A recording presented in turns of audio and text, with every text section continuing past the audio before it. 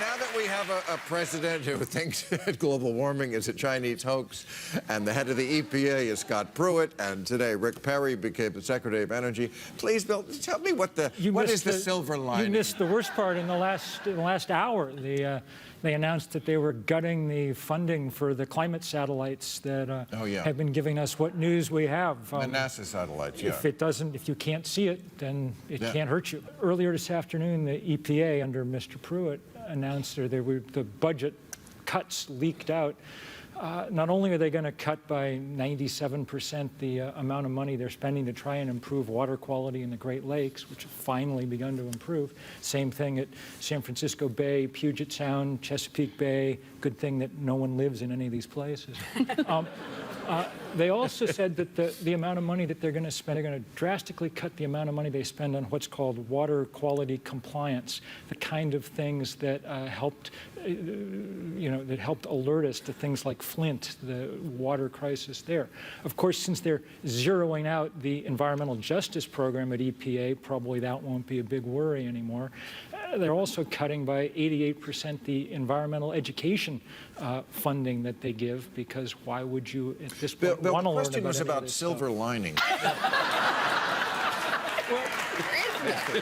So here's the silver lining.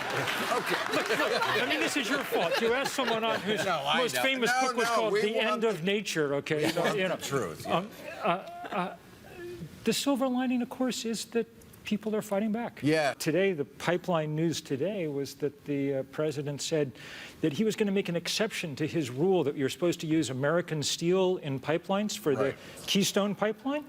I'll let you guess what country is manufacturing 40% of the steel for the Keystone pipeline. Not Russia. In fact, the steel oligarch in Russia whose mills it's being made in gave a $35 million yacht to Vladimir Putin. I mean... Ridiculous. Nothing to see here.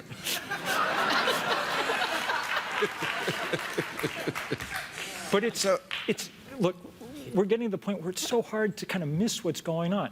Scott Pruitt from Oklahoma, I mean, a perfect case. They say, oh, well, the state governments will take care of these things if the EPA doesn't.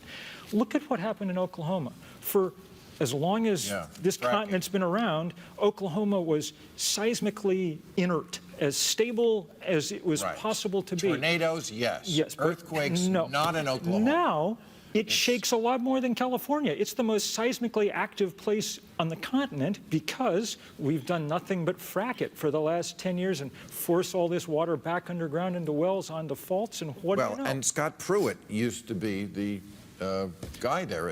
What was he in Oklahoma? Scott Pruitt, he was the Attorney General. But he basically was the mouthpiece for the oil industry. Pruitt's the perfect example. He sued the EPA 14 times, the agency he now runs. He wrote a letter to the EPA, one of the ones that came out. He wrote a letter to the EPA attacking them for measuring methane emissions out of fracking wells. Well, it turned out he didn't even write the letter. The local energy company wrote it, sent it to him. He stuck it on his letterhead and sent it off to the EPA. Today, the EPA announced that they were no longer going to measure methane emissions out of fracking wells. Companies didn't have to collect this information, which is particularly ironic because last year at this time, the oil industry was arguing that the EPA shouldn't regulate methane emissions. Why not? Because there wasn't enough data yet to figure out whether it was a bad idea or not.